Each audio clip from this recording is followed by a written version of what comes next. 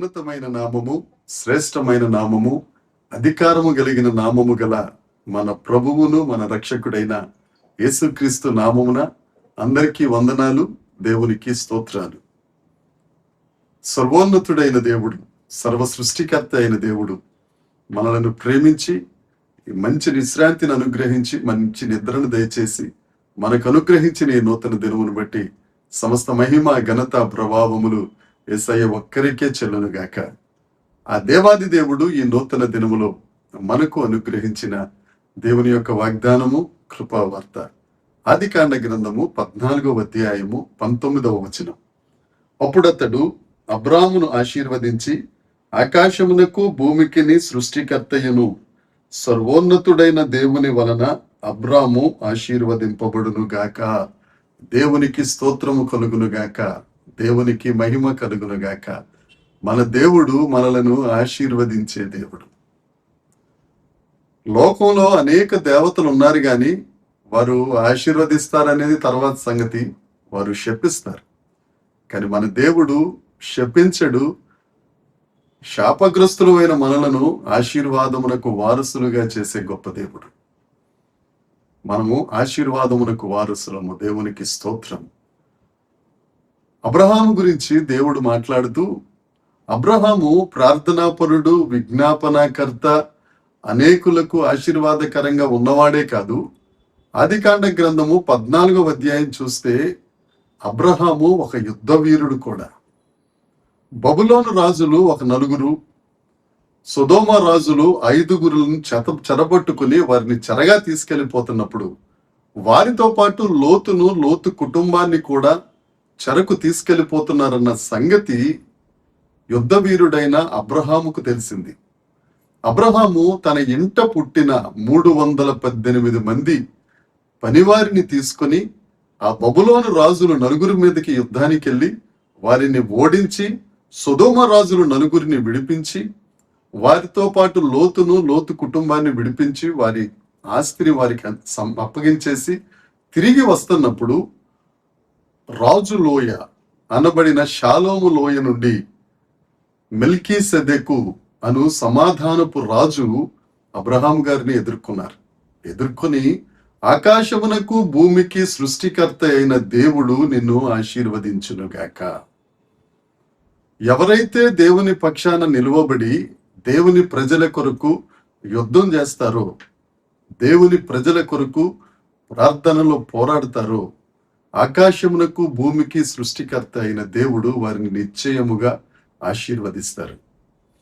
నా ప్రియ సహోదరి సహోదరులారా, మీరు అనేకుల కొరకు ప్రార్థనలో పోరాడుతూ, నేను వారి కొరకు ప్రార్థన చేస్తున్నానండి, విజ్ఞాపన చేస్తున్నాను, బండ సందుల్లో నిలబడుతున్నాను, కానీ నాకు ఆశీర్వాదం ఏమీ రావడం లేదండి, నాకు అన్ని కొరతలేనండి, అన్ని కొదువులే ఉన్నాయి, నా పరిస్థితి ఏం బాగోలేదు పాస్టర్ గారు అని బాధపడుతున్నారా? దేవుడు నీతోనే మాట్లాడుతున్నాడు. అబ్రహాము లోతు కుటుంబం కోసం యుద్ధ వీరుడిగా మారి తన ఇంట పుట్టిన వారితో సహా పోరాటం చేస్తే వారిని జయించి తన ప్రజలను విడిపించి వారికి అప్పగించిన తరువాత తిరిగి వస్తా ఉంటే మెల్కీసెదెకు అనే సమాధాన రాజు అబ్రామును ఆశీర్వదిస్తూ, ఆకాశమునకు భూమికి సృష్టికర్త అయిన దేవుడు నిన్ను ఆశీర్వదించునుగాక అని ఆశీర్వదించి, అంతేకాదు ఆ సమాధానపు రాజు రొట్టె ద్రాక్షారసమును అబ్రహాంకిస్తే అబ్రహాము 10వ వంతును ఆ రాజు గారికి ఇచ్చారు. ఆ రాజు అబ్రహామును ఆశీర్వదించారు. ఏమని ఆశీర్వదించారు? సర్వోన్నతుడైన దేవుడు, ఎల్ ఎలియోన్, అన్నిటికంటే అంతటికంటే అత్యున్నతుడైన దేవుడు, అన్నిటికంటే పైనున్నవాడు నిన్ను ఆశీర్వదించునుగాక. మనల్ని ఆశీర్వదించే దేవుడు అన్నిటికంటే పైనున్నవాడు.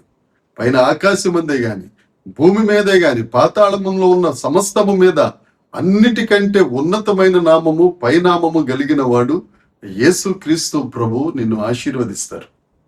యెషయా గ్రంథం 6వ అధ్యాయంలో యెషయా దర్శనాన్ని చూస్తూ, అత్యున్నత సింహాసనము మీద ఆసీనుడైన వారిని పరిశుద్ధుడు పరిశుద్ధుడు పరిశుద్ధుడు అని గాన ప్రతిగానములు.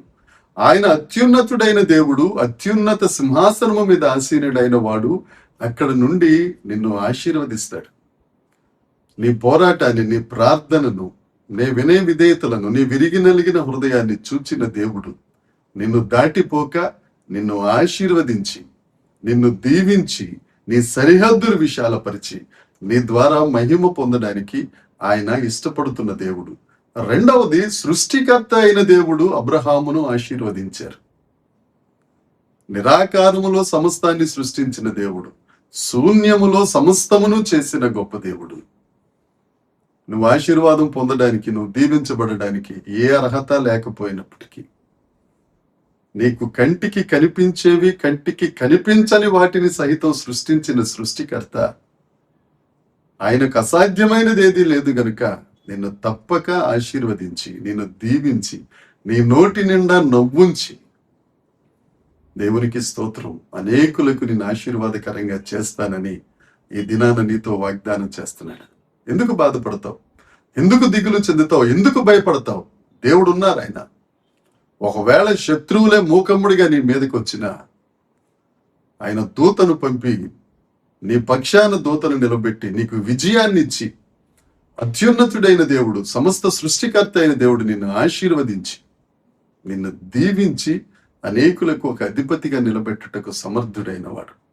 కీర్తనల గ్రంథము 115వ కీర్తన 15వ వచనం ఉంటుంది, భూమి ఆకాశముల చేత ఆశీర్వదించబడిన వాడా. మనము ఆశీర్వదించబడిన వారు అండి. మనం ఆశీర్వాదమునకు వారసులం. ఆ ఆశీర్వాదములు మనం పొందుకోవాలి అని అంటే ఆయన ఎదుట సాగిలపడాలి, విధేయత చూపించాలి.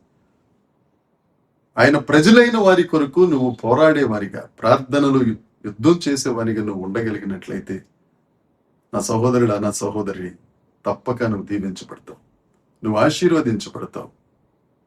నువ్వు 10వ వంతు ఇచ్చుటకు అర్హత కలిగిన వారిగా దేవుడు నిన్ను చేస్తారు, హెచ్చిస్తారు. ధైర్యంగా ఉండు, గుండె చెదిరిపోనివ్వద్దు, ధైర్యం తెచ్చుకో. అబ్రహామును ఆశీర్వదించిన దేవుడు ఆయన సజీవుడు. ఆయన ఈ దినాన నిశ్చయముగా నిన్ను ఆశీర్వదించునుగాక. దేవునికి మహిమ కలుగునుగాక. ఈ వాగ్దానాన్ని నమ్ముదాం, దీవించబడ్డామని దేవునికి స్తోత్రం చెల్లిద్దాం. దేవునికి మహిమ కలుగునుగాక. ప్రార్థన చేద్దాం. పరలోకమందున్న మా తండ్రి, పరిశుద్ధుడా, కృప కలిగిన యేసుక్రీస్తు ప్రభువా, నీకు స్తోత్రం. నీవు సర్వోన్నతుడవు, నీవు సర్వ సృష్టికర్తవు. దేవ, లేని వాటిని ఉన్నట్టుగా పిలవగలిగిన గొప్ప దేవుడవు తండ్రి. మీరు మమ్మల్ని ఆశీర్వదిస్తున్నందుకై, ఆశీర్వాదములకు కారకులుగా చేస్తున్నందుకై నీకు స్తోత్రాలు చెల్లిస్తున్నాం. ఎంతమంది అయితే నీ ప్రియ బిడ్డలు ఆశీర్వాదం లేక ఇబ్బంది పడుతున్నారో వారందరినీ దినాన్న ప్రభువా నువ్వు ఆదరించి, ఆశీర్వదించి, మహిమ పొందుమని యేసుక్రీస్తు నామమున ప్రార్థించి అడిగి వేడుకొనుచున్నాము తండ్రి. ఆమేన్. దేవుని కృప మనందరికీ తోడై ఉండును గాక. ఆమేన్, ఆమేన్, ఆమేన్.